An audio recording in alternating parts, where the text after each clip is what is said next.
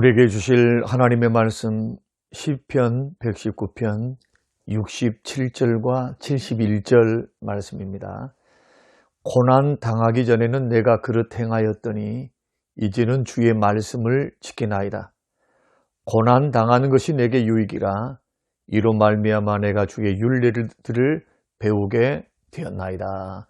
고마우신 하나님, 이 아침 이 새벽도 주의 얼굴을 배웠고 하루를 하나님의 말씀으로 열게 하심을 감사합니다. 오고 가며 말씀을 듣는, 운전하면서 또 일하면서 또 부엌에서 음식 준비하면서 주의 말씀을 듣는 귀한 성도들의 삶과 중심을 기억하셔서 말씀이 잘 박힌 못처럼 심령의 신비에 새겨지는 복된 말씀이 되게 하셔서 그 말씀을 이정표로 하여 삶을 분별하고 선택하는 지혜로운 하나님의 사람들 다 되도록 오늘 하루도 붙들어 주시옵소서. 오늘 하루의 삶을 주께 의탁하옵고 예수님 이름으로 기도합니다. 아멘. 아멘. 네, 사랑하는 성도 여러분, 지난 밤에도 주 안에서 평안하셨습니까? 네, 우리는 계속해서 사단의 대적으로부터 승리하십시오라는 제목으로 계속 말씀을 나누겠습니다.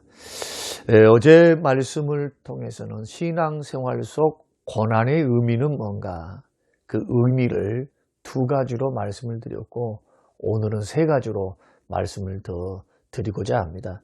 어제 말씀을 조금 우리가 상기해 보면은 왜 하나님께서 고난을 허용하실까?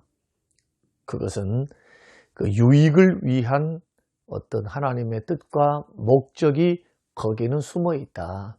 고난은, 하나님이 허용하신 고난은 결코 그것은 우리에게 불행이 아니고 불이익이 아니라 오히려 겪고 난 후에 우리가 뒤를 돌아보게 되면은 그것이 오늘 시편 119편에 있는 말씀처럼 유익이 되는, 영적 유익이 되는 결과를 가져온다.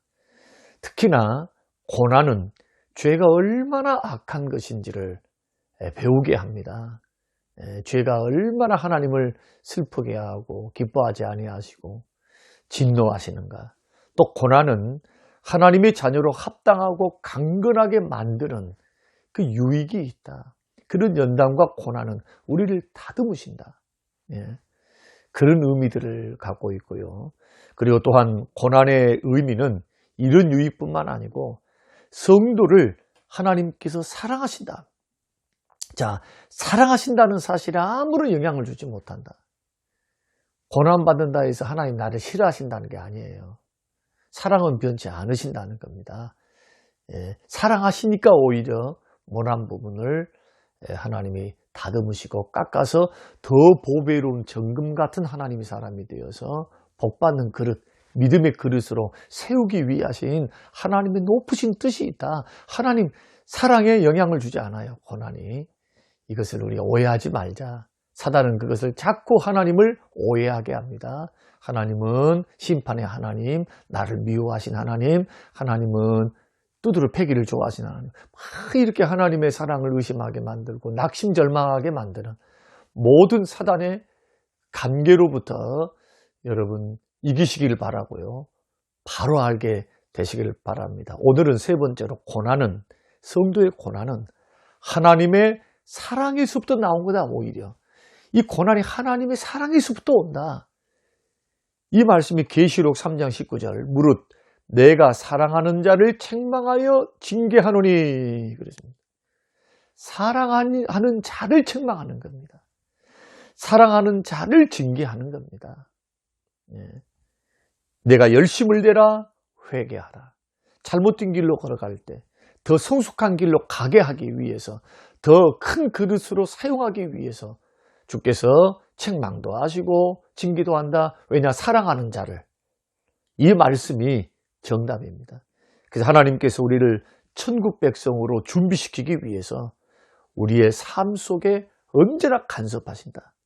자, 천국 백성, 믿음 있는 성도, 성숙한 성도로 준비시키기 위해서 하나님은 뭘 사용하십니까? 책망을 사용하시고 고난으로, 말씀으로, 은혜와 위로하심으로 날마다 우리에게 이런 부분들을 통해서 간섭하신다는 겁니다. 이것은 우리를 사랑하시는 증거입니다. 절대로 그래서 징계받거나 고난받을 때 낙심하면 안 됩니다. 하나님이 사랑하시니까 하나님께서 우리를 다듬어 가시는 거다. 네 번째로는 성도가 고난을 받을 때는 고통의 정도를 따라서 판단하지 말라는 겁니다. 오히려 영적인 결과로 판단하라. 그 말이 무슨 뜻이냐면은 고통이 크니까 하나님께 나를 미워하실 거야. 고통이 적으니까 하나님께서 나를 덜 미워하실 거야. 뭐 이런 식으로 고통 자체의 그 무게 때문에 나는 괴로워요, 힘들어요, 나는 못 살겠어요, 하나님 나를 싫어하는가 봐요, 이런 식으로 판단하지 말고 오히려 고난이 가져다주는 영적 결과를 보라는 거예요. 영적 결과. 그러니까 하나님의 목적은 뭐냐? 고난 그 자체나 고통의 크기에 목적을 두지 않으십니다.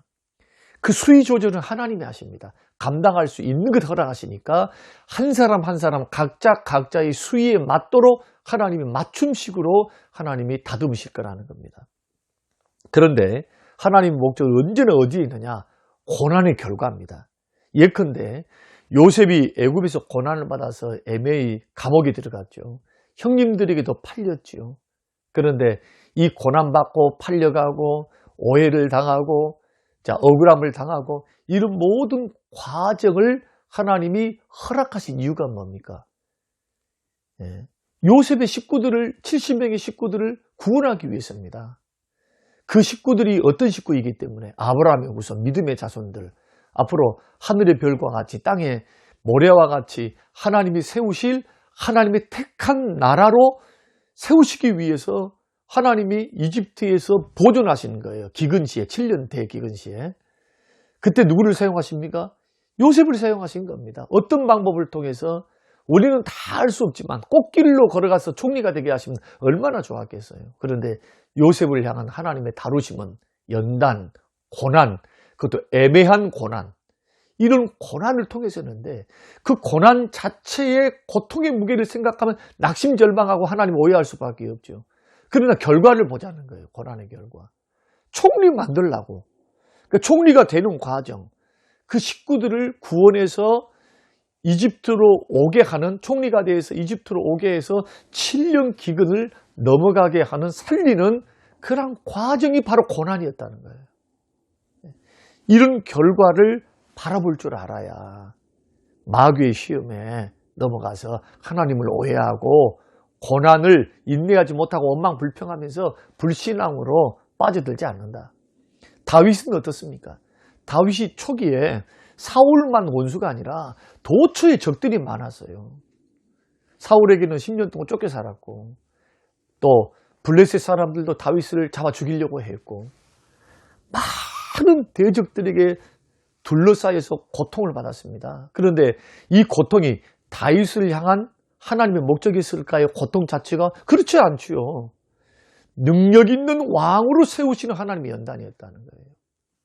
그러니까 다윗이 능력 있는 하나님의 대리 통치자, 믿음 있는 사람, 체험 있는 사람, 영역 있는 사람, 하나님의 능력을 체험하는 사람으로, 그래서 강건하게 믿음이 강건하게 세워진 이유는 뭐냐? 바로 고난을 통해서다. 마찬가지입니다. 성도들도 고난이 가져다주는 고통의 정도를 따라 판단하지 말라는 거예요. 나는 왜 이렇게 고난이 큰가? 나는 왜 이렇게 어려움이 떠나지 않는가? 이것 때문에 고민하고 그 자체를 가지고 묵상하는 것은 어리석은 일이다. 언제나 고난은 변장된 축복인 줄 알고 고난이 주는 영적인 결과를 볼 줄 아는 영적인 안목이 믿음 안에서 열려야 돼요. 성경의 말씀을 통해서. 그래서 고난에는 언제나 유익이 있다. 하나님의 높고 깊으신 선한 뜻이 있다. 다 우리를 위한 것이다. 여기에 여러분 눈이 열리기 시작하고 하나님 마음을 이해하기 시작하면은 감사함으로 여러 가지 시험과 여러 가지 환난과 고통당할 때 오히려 야고보서 1장이 말하고 있는 기쁘게 여기라, 기쁘게 여기라, 기쁘게 여길 수가 있는 겁니다. 그러므로 고통 정도를 따라 판단하지 말아라. 영적인 결과, 고난이 가져올 그 결과를 바라보면서 여러분 견딜 수 있게 되시기를 주의 이름으로 축원합니다. 마지막으로는 성도의 고난을 허용하실 때의 하나님 목적은 뭐냐? 결코 성도를 해치거나 낙심케 하라는 것이 아니다. 택한 백성들을 슬픔 중에 망하라고 고난을 주신 분이 아니라는 거예요. 오히려 그들을 테스트하십니다. 그리고 테스트하신 후에 강건하게 하려고, 영적으로 더 건강한 사람으로 세우기 위해서. 이런 사실은 모세가 이스라엘 백성들에게 상기시키면서 말하는 내용에서 미루어 짐작할 수 있습니다. 신명기 8장 2절, 내 하나님 여호와께서 이 40년 동안에 내게 광야 길을 걷게 하신 것을 기억하라. 이는 너를 낮추시며 너를 시험하사 내 마음이 어떠한지, 그 명령을 지키는지 지키지 않는지 알려 하십니다. 너를 낮추시며 너를 줄이게 하시며 또 너도 알지 못하며 내 조상들도 알지 못하던 만나를 내게 먹이신 것은 사람이 떡으로만 사는 것이 아니요 여호와의 입에서 나오는 모든 말씀으로 사는 줄을 내가 알게 하려 하심이니라. 하나님의 목적은 뭡니까? 시험하셔서 그 마음을 알려고 하시는 거예요. 광야의 길을 걷는 그런 연단, 고난의 과정을 통해서 정말 불순종하는가, 순종하는가, 그 마음을 주의 뜻의 명령을 따라서 순종하는 사람인가, 아니면 불순종을 더 좋아하는 성향을 가졌는가, 그것을 자꾸 주께서 확인해 보신다는 겁니다. 그래서 멸망시키거나 낙심시켜서 우리로 하여금 망하게 하신 것이 아니라 우리로 하여금 그 마음을 아시고 그리고 우리를 강건케 해서 더 강한 하나님의 군사들로 세우기 위하신 하나님의 목적이 있다는 것. 그러므로 우리가 애매한 고난을 당할 때, 잘 믿는다는 이유 때문에 환난이나 어려움이 다가올 때, 또 열심히 주를 봉사하고 사는데 시험이 많고 사람 연단 많이 받고 환경 연단 받을 때 사단의 속삭임을 조심하셔야 됩니다. 낙심하게 하고 하나님을 오해하게 하고 하나님의 교회를 다른 시각으로 바라보게 하는 것. 여러분, 그것은 절대로 바람직하지 못합니다. 고난이 주는 유익을 밝히 오늘 본문을 통해서 여러분 삶에 적용하시고 깨달으셔서 믿음으로 고난을 하나님의 방법으로 이겨나가야 돼요. 하나님의 방법으로 이겨나가야 돼요. 믿음으로 인내하면서 하나님이 주실 고난 후의 축복과 하나님의 놀라운 영적인 은혜를 바라보며 승리의 길 걸어가시는 우리 모든 성도님들이 되시기를 주님의 이름으로 축원합니다.